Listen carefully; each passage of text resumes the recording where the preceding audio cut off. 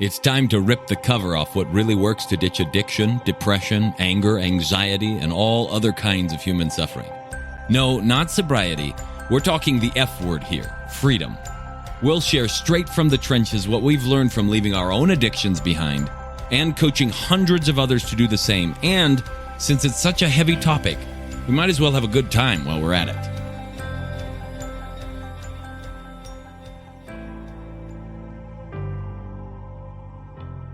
And welcome back to the Alive and Free podcast. Today I have a couple of more guests with me. My two sons, Mr. Hello. Sorry, his name is Michael, and I call him Mr. And then Yoshi. Hi. And we wanted to talk about something that is a huge issue across the nation of the United States and around the world in a lot of like first world countries and really civilized sort of like higher end kind of neighborhoods. And it's the notion of suicide. So a lot of the statistics around suicide are growing rapidly as people continue to contemplate this, whether they're veterans. It's, I think, the number one cause of death among veterans, at least something that I read in that regard. And there's a war on suicide, which is a hilarious thing that we declare war on everything. There was a study done a poll done with over 1 million young kids. And there was a large portion of them. I wrote it in my book. I can't remember the exact percentage, but it was something like 17 out of 20 of them or 11 out of 20. So that's a large spread. But a good portion of them had considered thoughts about suicide within the past week or two. So it wasn't just like, is it something that they've ever considered in their life, but how long they were actively thinking about it. And this is on the rise. So there are teens everywhere, people everywhere that are considering suicide because their life has become extremely uncomfortable. And the only solution that they can think of is that one. And often people find it actually comforting to decide on suicide because at least they're taking a decisive action toward solving the problems that have been plaguing them for so long because they don't have another way out. This particular situation really irks me in some ways. And it really kind of puts a fire in me because these types of emotional pains don't have to arise in people.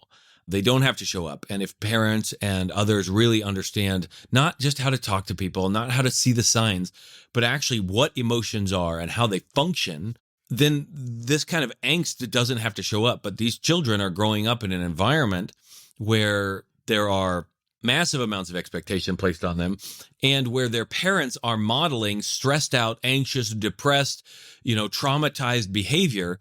Not intentionally, but because that's what they grew up with and they're just passing it on. And between all of us, you listening and me, we actually have the opportunity to change it when you really understand what's going on inside the system. It's very, very simple.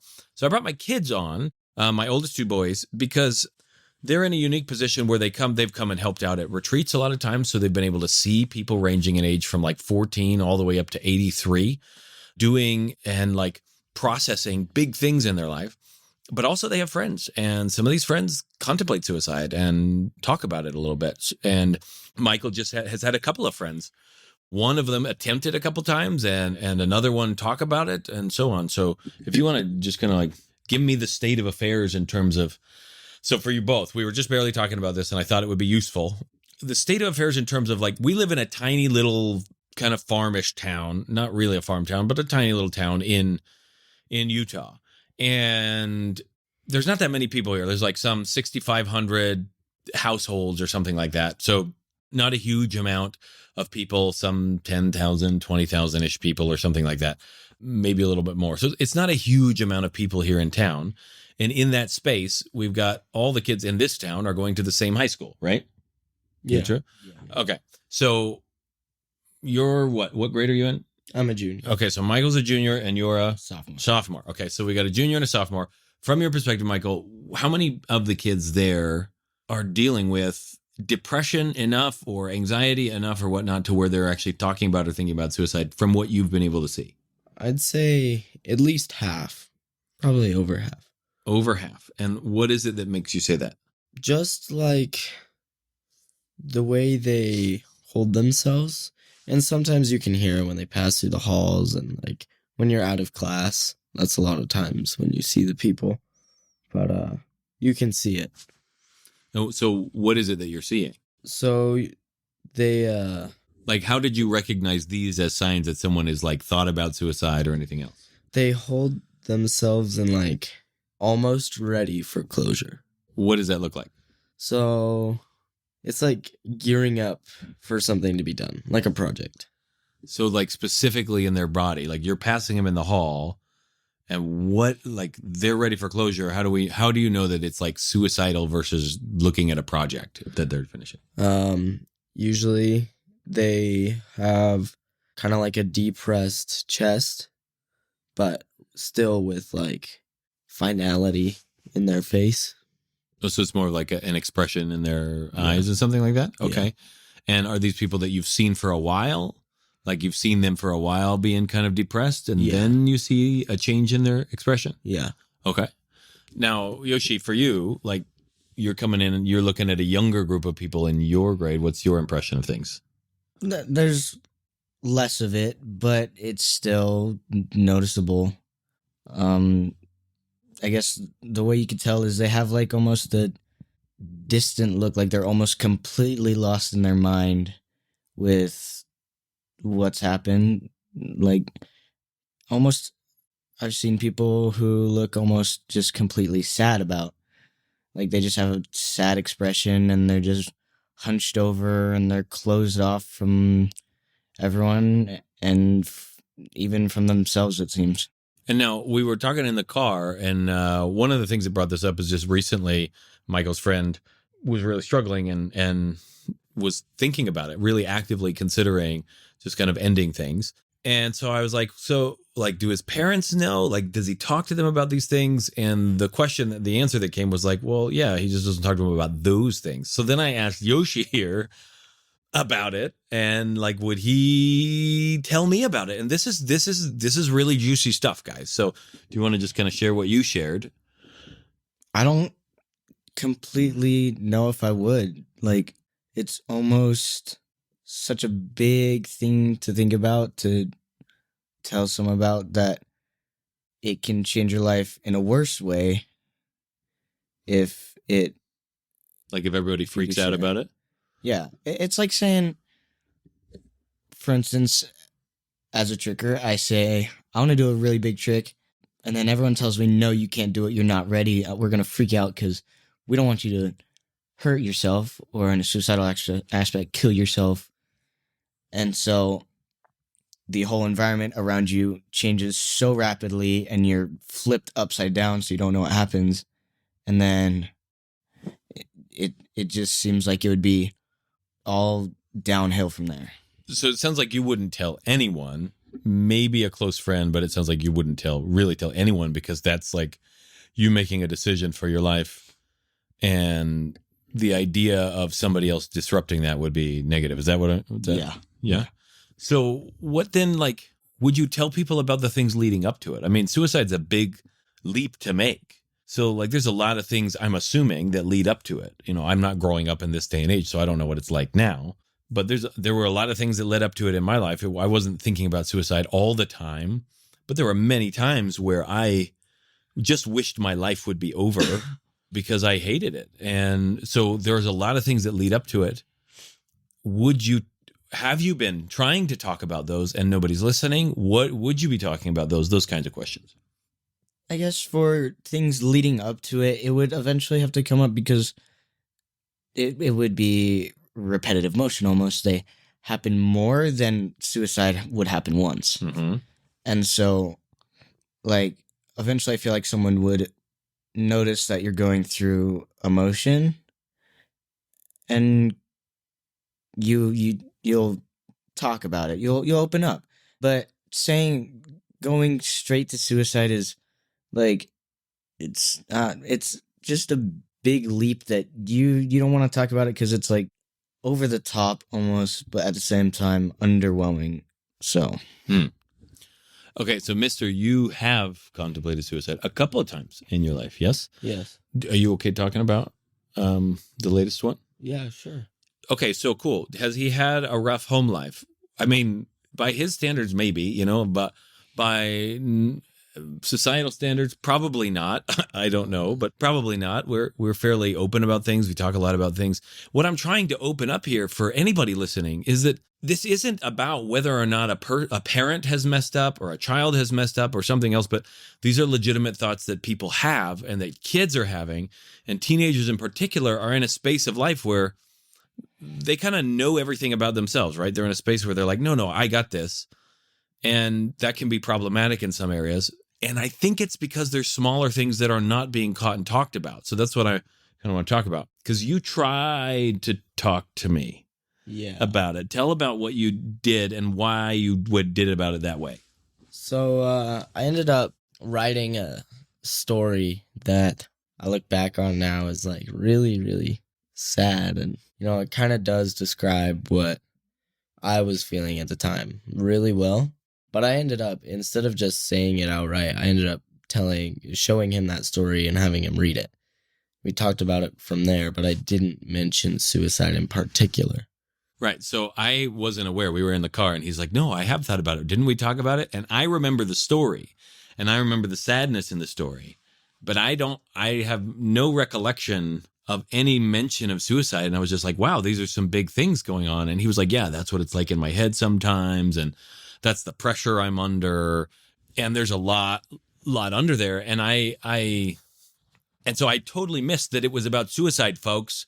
I didn't catch that that's what was going on because he didn't explicitly state it. And I've been around a lot of people who've been suicidal. I've helped a lot of people out of suicidal ideation because they're talking to me directly about it.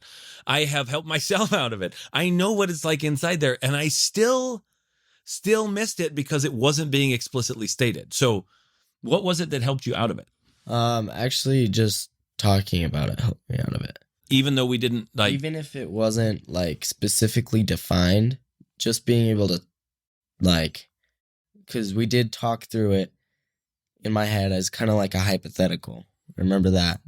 But just that helped me. Okay. So guys listening, just get it, right?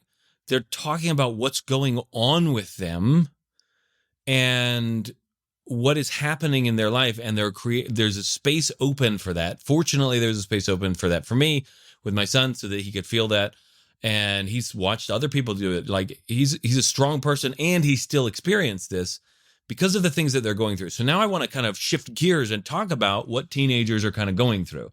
So both of you can kind of chip in on this one and feel free to bounce back and forth. I don't care if it's like chaos in the conversation. As long as the microphone's pointed toward you, we're good. Give me that. But what is it that is going on? Like I asked Yoshi and I asked Mr. I'm like, okay, if you could sit down and have a conversation as a real human, not as like some disgruntled teenager or not as somebody who's angry, but as a real human with all the adults that are in your life, your teachers, your parents, your everybody else, what is it that you would share with them about what you're experiencing? Because let's be clear, folks. Every adult that's listening to this is not living and growing up right now. We've already done our piece. And even if it was 5 years ago, the world has changed a lot in 5 years.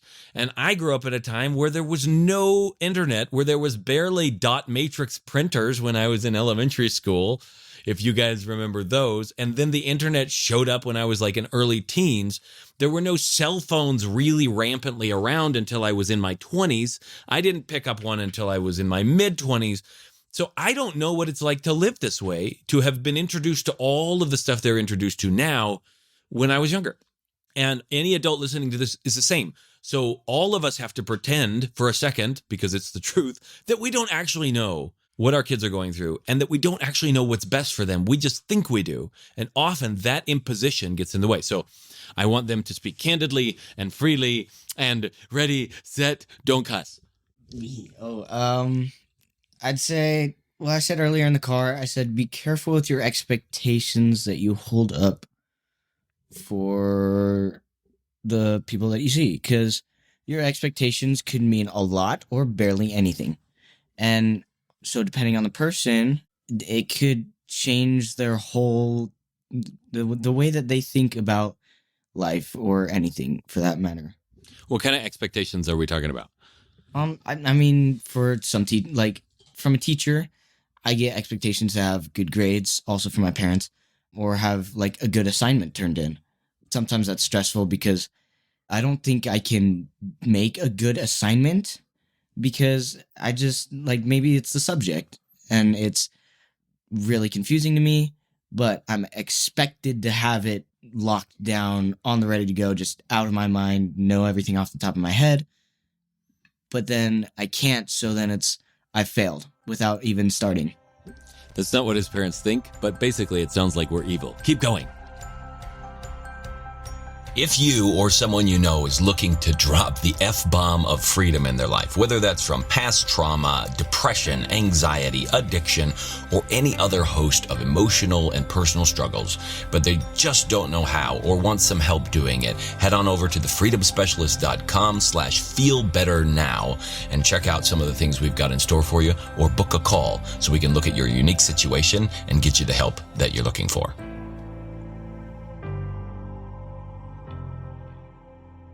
What other expectations? I want to list all of them. Like, just fire them off as you see them, because we're not talking about one expectation that kids have. We're talking about a mountain of expectations that have been built up over the course of a lifetime that literally feels like a mountain. And even as adults, you just added to that mountain most of the time. So let's start listing these expectations.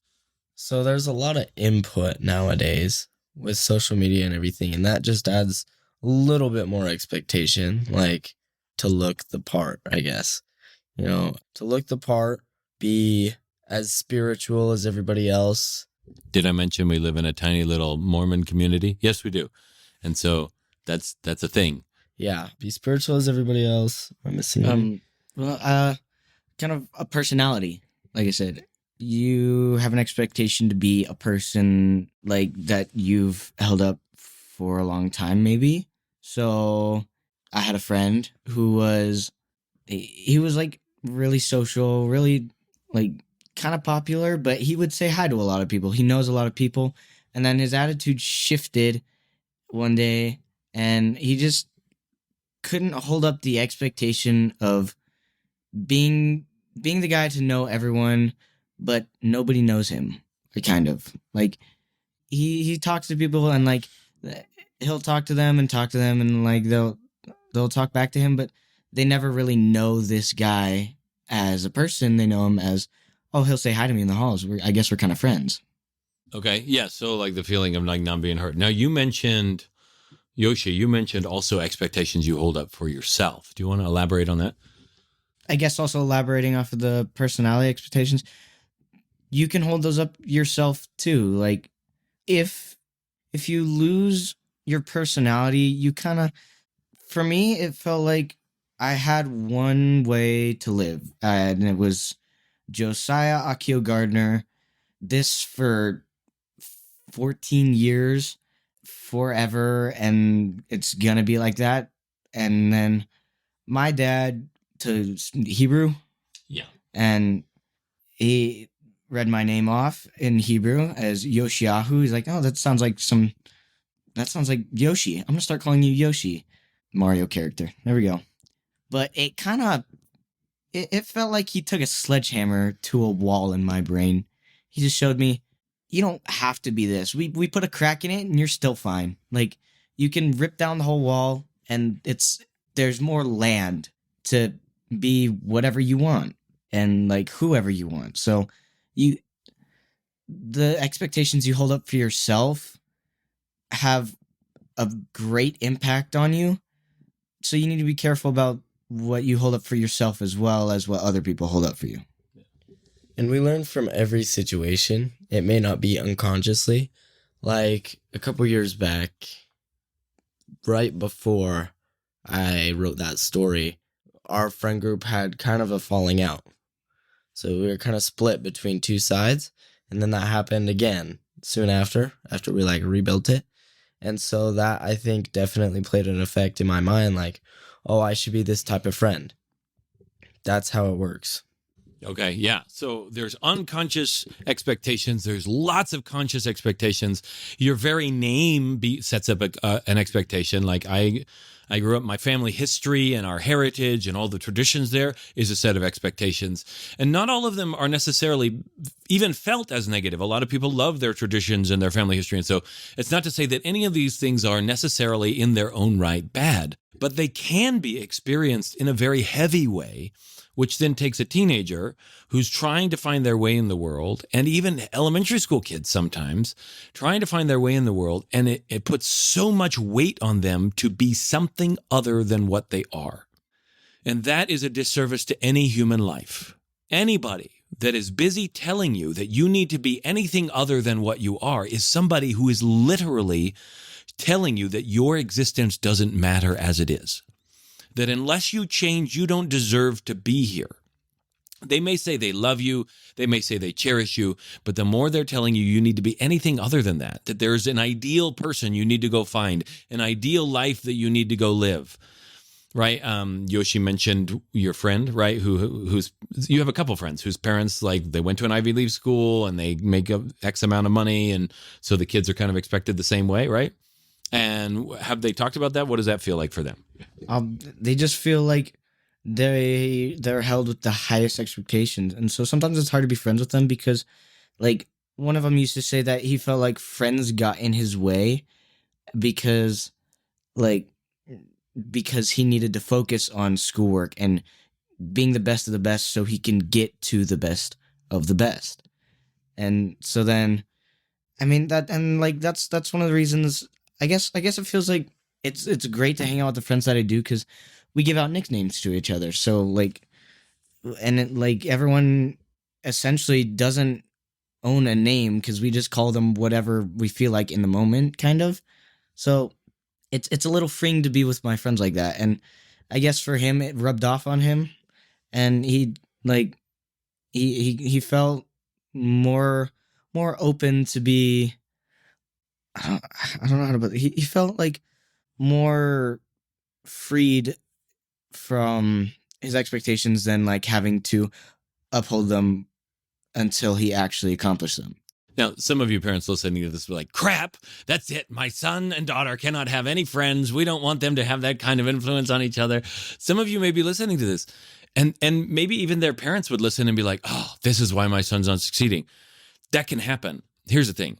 If you have expectations that anyone on the planet be anything other than what they are, you are arguing with life itself. They can never be anything other than what they are. And so if you're demanding that they be different, you're essentially cutting them down at the root, not intentionally, often with the greatest of intentions. Then often you're not even attacking them. You're just saying, like, these would be good skills to learn and great life things to do. And yet it's felt on the other end like it's an attack against their very being, like they aren't loved, like they aren't accepted as they are. So then all of a sudden, they're not telling their parents because it's such a big thing. And so they start texting their friends when it happens. Tell me, mister, if you're okay with it, what it felt like to have that kind of bombshell dropped on you. Yeah, so I got a goodbye text, basically, and it was really scary. At first, I thought I had done something wrong, but then I was driving to my grandma's house, and I parked and let some stuff out, and I realized, like, it's not. In the end, people are going to do what they're going to do, and I can be there to support that, even if I think that it's not the best decision. Obviously, I'm going to try and find another solution with him. Yeah. So I walked out in the middle of it because I had heard he had parked, and he was sitting in the front seat of the car, hands over his face, not able to breathe normally, sobbing, tears running down his face, like unable to catch his breath, throat stuck, not even able to talk about it, as he's trying to do what he can to talk his friend down. And I'm there, and I'm sitting in the front seat with him. I put my hand on his shoulder, and I have him look at me. And I say, look, it's not happening right now, because he's scared.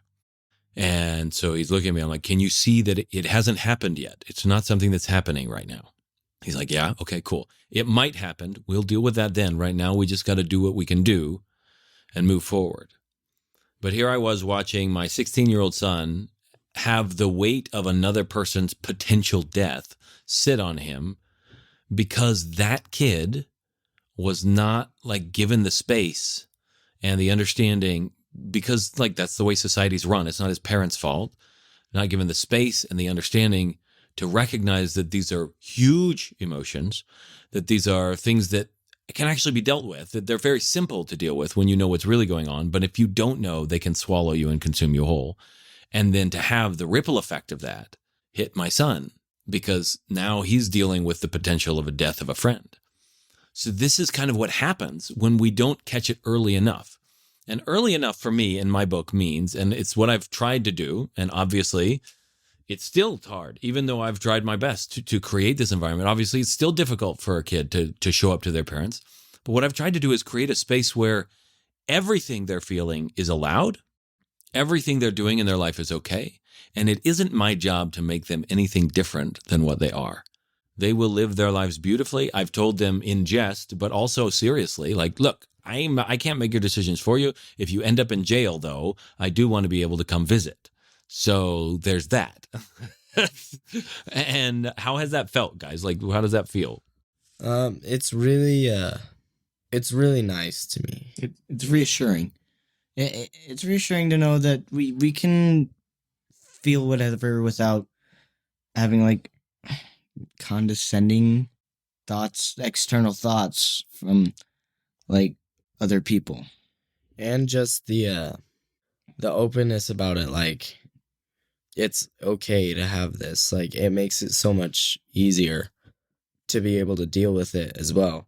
Because then we don't have the emotion and then also have the guilt on top of it for having the emotion. Yeah. So my wife, obviously, and I have very different parenting styles. There is structure in the home. There are expectations that are placed because you can't avoid those. But what we try to do is communicate the expectation, like, this is the rule in the house. You're not a morally bad person because you disobey the rule. This is just the rule we want you to obey by because we're paying for the house. And when you move out, that's different. And we may change the rule next month for all we know, but we're trying this and we want to have open communication with them.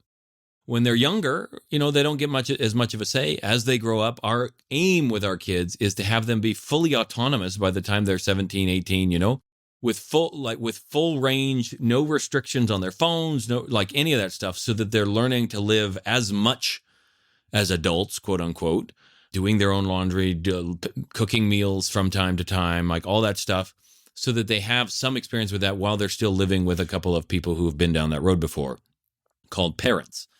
And so there are times where they'll cross a line and we'll have to have conversations. And I try in those conversations, and so does Jasmine, to recognize, look, it's not about you being a bad person. This is like literally, these are the rules. We're weirdos, and that's kind of how this works as parents. And this is our hangups, and this is what we want you to do. And other families do it differently. And we're not right. They're not right. We're just all doing our own thing.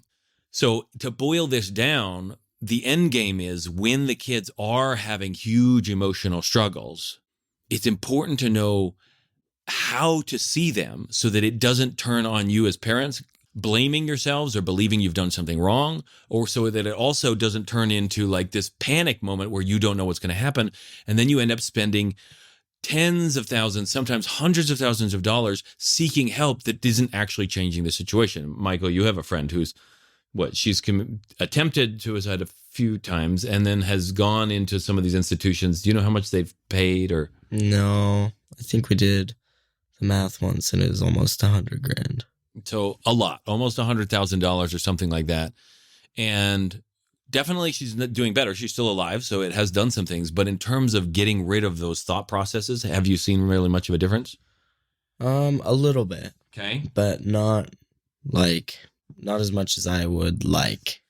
So that means it's coming from the paradigm of she's always going to be dealing in some way, shape, or form with this kind of depression or this kind of that, because that's a common paradigm. And let me just tell you once and for all, it's not true. There is no permanent thing here. Even life itself is not permanent, right?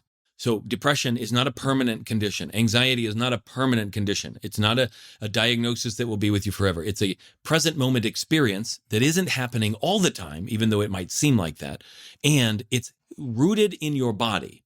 And when you can retrain the nervous system and retrain the body to stop holding those tension patterns and chemistries, literally the thoughts that you used to have, they go away on their own. You don't have to fight them. You don't have to overturn them and see how dumb they are or anything like that. Most of the time, if you just actually retrain the body and deal with it directly, the thoughts and emotions go away on their own. That's what we handle at our retreats. And honestly, if you're a parent and you don't have any big issues of your own, but you really want to prepare yourself to have kids or want to know what kids might be dealing with and stuff, then I'd recommend coming to one of these retreats. It would be the biggest education you could possibly get. It would save you a bachelor's and a master's and a PhD in all of the psychiatry and all the psychology and all the other stuff that you're doing. It would save you years of training in body therapies and all these other things. It would save you all that stuff, and it would give you a deep look at how simple the situation really is. Folks, suicide, in my book, it's a tragedy if suicide is what it is right now, which is the second leading cause of death for everyone up to age, I think, 45. Right behind accidental injury is suicide, meaning people are growing up from age 10 to 45. So starting at age 10, people are growing up. It might even be up to 55, but it's definitely up to like 45.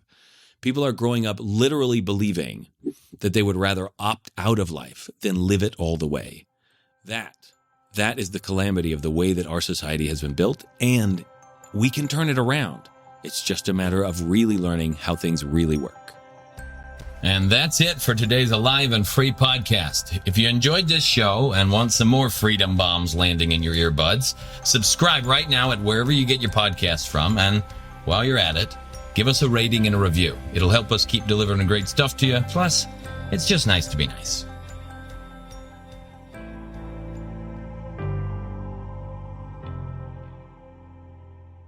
This is thepodcastfactory.com.